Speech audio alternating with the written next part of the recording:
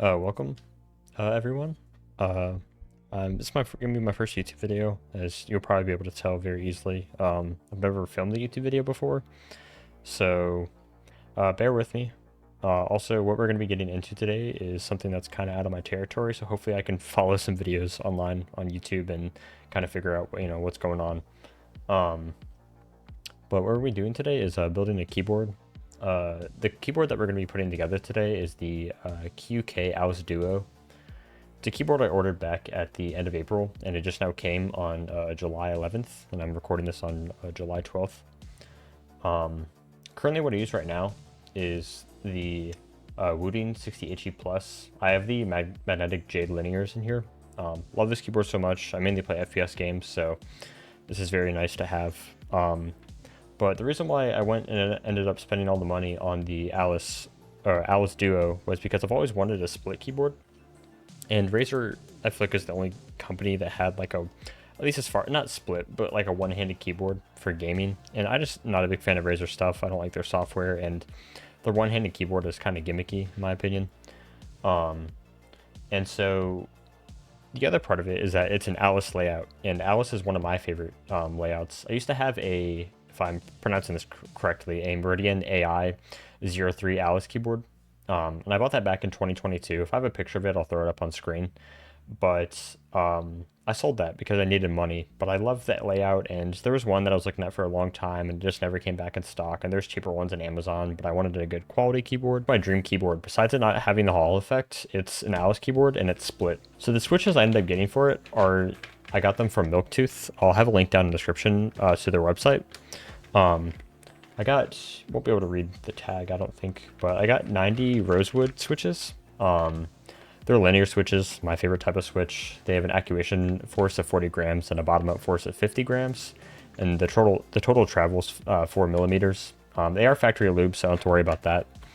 And I was able to get 90 switches after shipping for $32.99, so I feel like that was a really good deal. I'm really excited about that. And you'll see I end up getting the spray coated pink color for the Alice Duo keyboard, and I was trying to get the red, but it was just a little bit too dark of a red that I was looking for because it's one of my favorite colors. But I ended up getting this keycap set, and as you can see right here, this is the which I apologize if I'm pronouncing this wrong, the Divinity keycap set, and it is called the PBT Fans Rim R2 keycaps. I'll try to show them off a little bit later on camera, but you can see it's kind of got like a pink, like a strawberry pink accent. There's some red keys in here, and later down there's some other like specialty keys that are like have more of that like red color to them, which I'm hoping to add on to some of the function keys on the keyboard. So hopefully end goal it will look really good. But I saw these keycaps, got them before they were coming out, so I had to wait a little bit for them. Yeah, super excited that everything is finally here, and we're gonna do a little bit of an unboxing for the Alice Duo keyboard, which again, I apologize about the camera view. Again, this first time filming, kind of getting used to everything, a little nervous, but we'll see how things work out. Hopefully I can edit everything together and it looks somewhat coherent. So yeah, we'll just start from top to bottom, and again, hopefully I'll remember to show everything correctly on camera. My space that I'm working with is kind of tight on my desk. So yeah, let me just take out these two things. And the case it comes in is so nice. It's like got a hard shell on the outside. I don't know if the cases match anything. It's not pink, but maybe the cases come in different colors. I don't know. Not something that you could select when you were checking out. But I'll take these two things out, and I believe the keyboard and the other stuff. Oh yeah, it's in here. But we'll check out this stuff first and get back to this in a second. So looks like this is the PCB and plate. Oops, I'm so sorry if y'all heard that scraping noise. So for the PCB, they offer two different options. They offer a 1.6 millimeter dual band non-flex cut hot swap PCB, or they offer a 1.2 millimeter. I ended up getting the 1.6 just based on research. It should be more in line with my routing, which I really like the stiffness feel of it. And for the plates, I got the FR4 plate, and they have an aluminum and a PC plate. And I also ended up getting the color match wrist rests, which were an additional 45. But I use a wrist rest every once in a while on my Wooting 60HE. and I think it was worth getting the money towards it. I think these are the stabilizers, which when I'm putting this together, I'm gonna have to make, you know, some cuts and stuff like that because it would be here a long time. But I need to find some videos of actually how to assemble this keyboard entirely because I'm not too familiar with assembling keyboards. I probably will end up looping these myself. It's something I've done before. I just need to, you know, have a quick refresher, but just getting everything. Thankfully, these are clip-ins and not screw-ins, but just want to make sure that I do everything correctly because I spent so much money on this, and you know, I just want to have it looking nice. But looks like these are going to be the stabilizers. I'm not exactly sure what these little things are for. I want to say they're spacers, but could be totally wrong. These look like these are PCB plates. Gonna leave them in this wrapping for now. Again, I apologize. I feel like I should know what I'm talking about for how much money I spent on this and how much I enjoy keyboards, but I guess we'll open up this one and kind of see what's in here. I believe this is some foam dampening. So maybe this is the actual PCB, and that's the FR4 plate I think I showed off earlier, but I'll flip this around here in a second. I just want to make sure nothing's gonna... Okay, I'm gonna kind of try to keep this all together. Wow, this styrofoam is so soft, but here's the plate. So I believe this is the left one. But, oh man, getting this together is going to be a little bit of a pain. So this, I'll demonstrate later. I remember this little thing. It's what you insert on the bottom of the board, and you can adjust the height of the keyboard for different typing angles. So here are the wrist rests. It's nice, like see-through material. Rubberized feet on the bottom, and that's that spray coated pink color that I got them in. These you can pop off like so, and right here you see there's this mechanism that you can take off, and there's magnets on it that fit in on this side right here. And so when you put this back on, if I can get this inserted, it comes at an angle, so when you're typing, your wrists have a nice, very natural like feel and elevation that you can match with the keyboard using that knob that I showed earlier. But yeah, I'm so happy that I spent the extra 45 on this. I think it'll be really worth it, and if not, it's just a cool piece of, you know, engineering and technology. So very, very happy about this. But everything that I've shown off in the video, I'll have a link down in the description as far as the keyboard I'm building today. So if you have any other questions, just drop them in the comments and or join my Discord server, and I'll be more than happy to, you know, strike up a conversation about different questions with peripherals and stuff like that. So we have the right side of the keyboard. It's got a very nice weight to it. Got the feet that adjust. And it connects, the connection is these magnetic strips, which these can either be used wireless or wired. I forgot the size of the battery, I apologize. But it uses this dongle right here that you can either have it hooked up via these connections, these cables.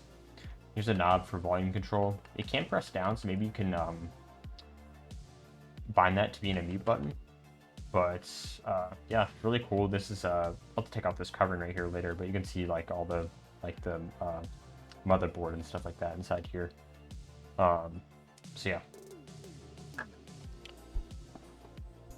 And the other side of the keyboard, it's pretty much the exact same. It's got their little like smiley face like logo right there. So, oh wow, that is a lot of stuff. Cable, some tools, something else in here. Another, okay. So these are the cables that connect. I wish these were color matched to the keyboard color you got. I understand why they're not, but they are just magnetic and very satisfying. I don't know if you can hear that or not.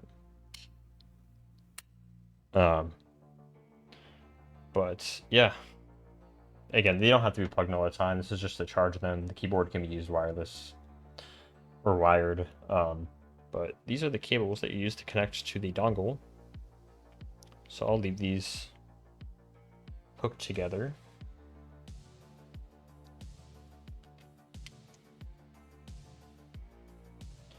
Like so.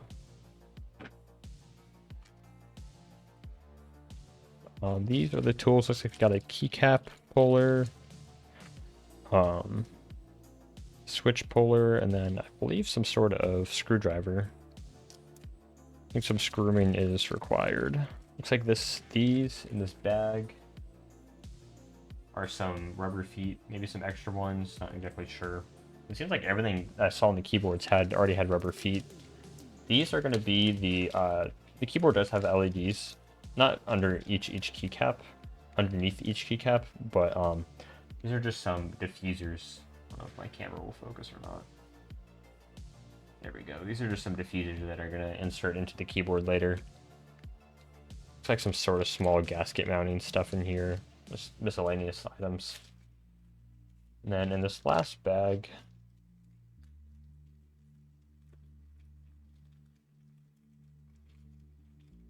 if I can get it, looks like here's some rubber, I guess like mounts to have some softening. So, but here are left and right boards. Just here's the naked. I took off all of the there's 4 pieces of foam per side of the keyboard, so 8 total. You don't need to use all 8. I don't even know if that's even possible, but right now I'm going to work on getting these stabilizers put in. I'm going to lube them since they're not pre-lubed, so it might take me a second, but that's where I'm at right now. So I'm going to pick up my camera. Hopefully I don't ruin the angle, but sorry, let me flip my lens around. But this is what I got right now. Still haven't lubed them, but I was just lining up where the stabilizers are going to go. I realized that last video I just shot shortly had these upside down, so these are now on the correct side. But yeah, there's 3 on the right side and then 2 on the left side, so it shouldn't take too long to lube, but you know, hopefully everything goes well. So it's a small few updates. This is the lube that I have. Got this 2 years ago when I was, or 3 years ago when I was first modifying one of my Glorious keyboards. Hopefully this is still good. Also, slight problem. I realized that I don't have a brush anymore. I have some makeup brushes maybe I could use, but I'm just going to try to use this Q-tip that I clipped the end of off. We'll see how that goes. But I made some progress on just understanding the foam plates. This is a good one that's going to rest on top. I might end up using both of the thin layers because I think the other one rests on the bottom. So I'm not too sure how much of a difference foam makes and, you know, the softness and all that stuff. And I don't really want to be taking this keyboard apart a bunch just because I was worried about it breaking. I don't think these do anything. I don't really know what this is for. I'm looking at the guide on QwertyKeys website, and they don't really say anything about them. So I'm just going to continue lube up these stabilizers, and the next update I will have is when they're put in. So catch you then. I got the stabilizers in. Lubing them went pretty well. Better than I thought. The harder part I actually had, or the part that I was more scared about, was honestly trying to get the stabilizers into the PCB itself. There's kind of a trick to it. You have to seed 2 of the sides first to clip it, like the hook in, and then the other ones clip in. But after I got that right and I got the right, you know, way that they're facing on the PCB, it was pretty straightforward. So I'm pretty happy with how things turned out. So what I'm gonna do is I'm not going to use the thicker foam. Maybe it helps with sound, but I just don't want it to be super thick and like bouncy. So what I'm gonna do is, I believe that this piece sits on the bottom part of the board. So it's gonna go set that on here like, looks like this maybe. I don't know. I'll exactly have to line it up later, but so looks like it's gonna do that. So this is gonna go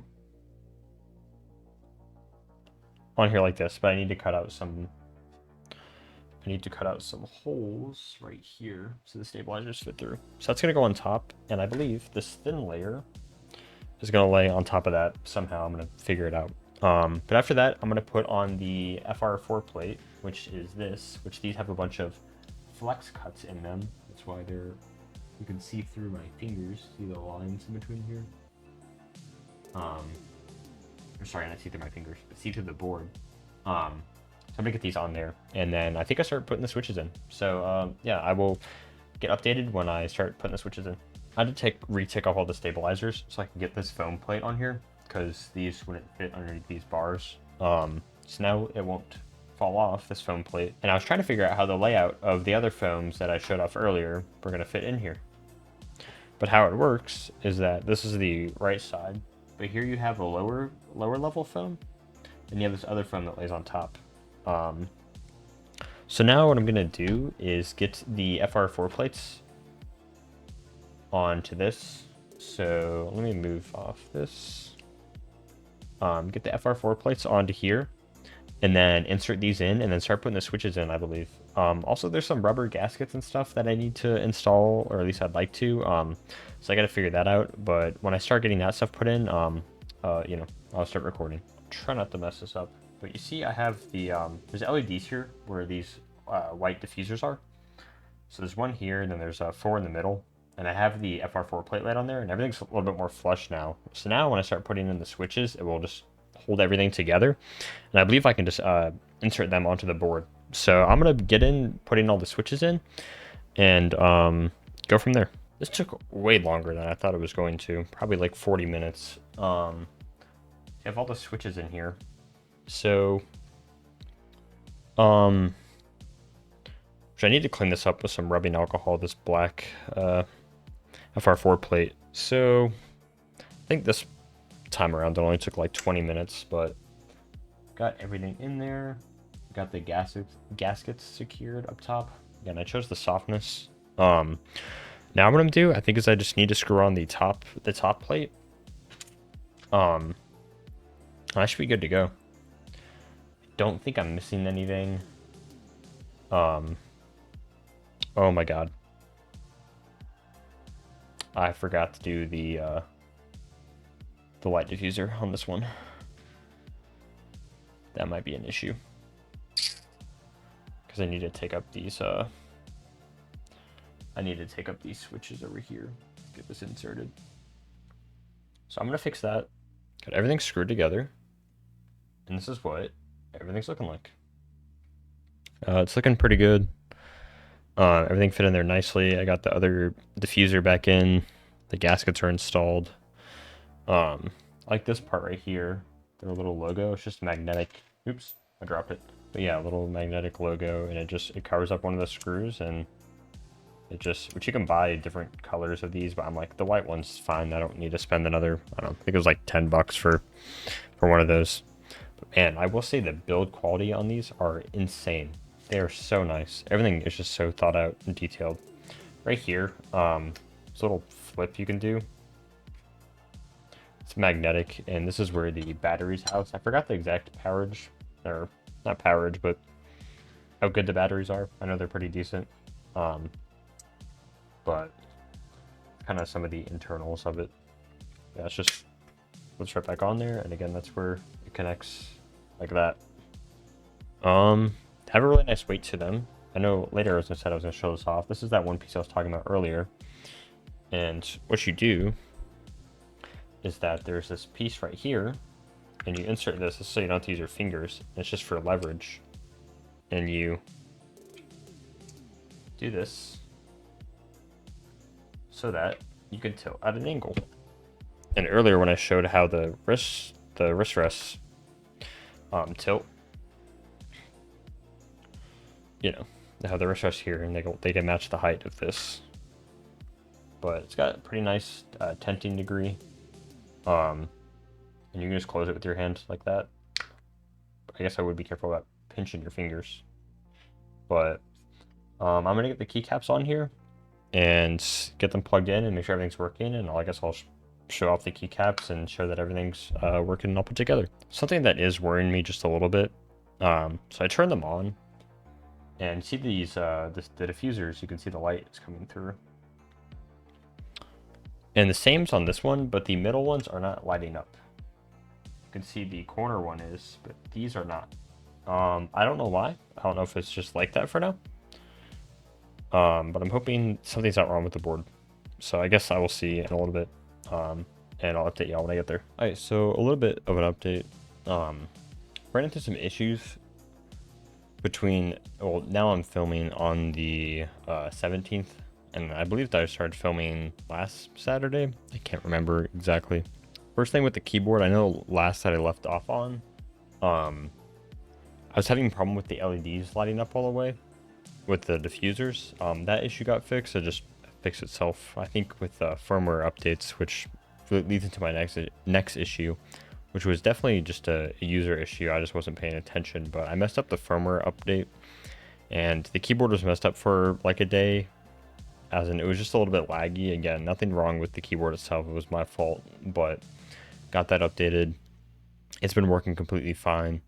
And also, I had to order some more keycaps from the same set because I thought the set that I originally ordered came with the right amount of spacebars or the size. But I had to order these the same night that I was filming. Said they were going to get here Saturday and then ended up coming on Wednesday. So that was really nice. But I had the keyboard all put together, about to show it off. Hope you all enjoy, and I'm really happy with it. My typing speed is about just a little bit less than what I'm used to in my wooting. I average around 90 words per minute. Usually my wooting I get like 96. Again, nothing too insane, but I'm glad that the consistency is still, you know, somewhat there. Definitely getting a lot more used to it in the spacing.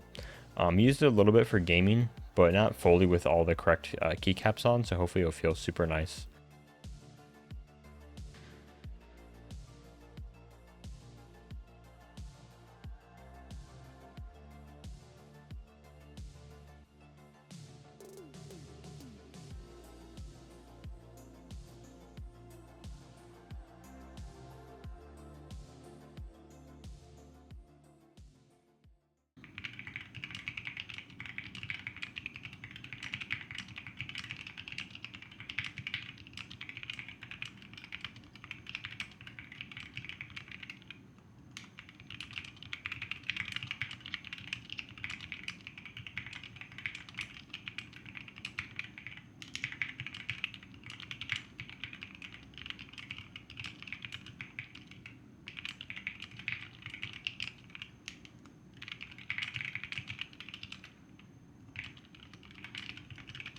All right, just some closing thoughts. Yeah, I love the keyboard. I end up getting the dongle bound, so this, if I do it forward, it skips forward a track. If I go back, it, you know, reverses, and then if I press the button, it pauses and plays.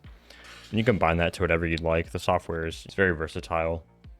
But yeah, thank you guys so much for watching. Again, I apologize if parts of this video were a bore. It took you on the journey with me. But if you'd like to see more, you know, please hit the like and subscribe button, comment down below. If you'd like to see more content like this. And yeah, everyone have a great one, and I'll see you in the next video.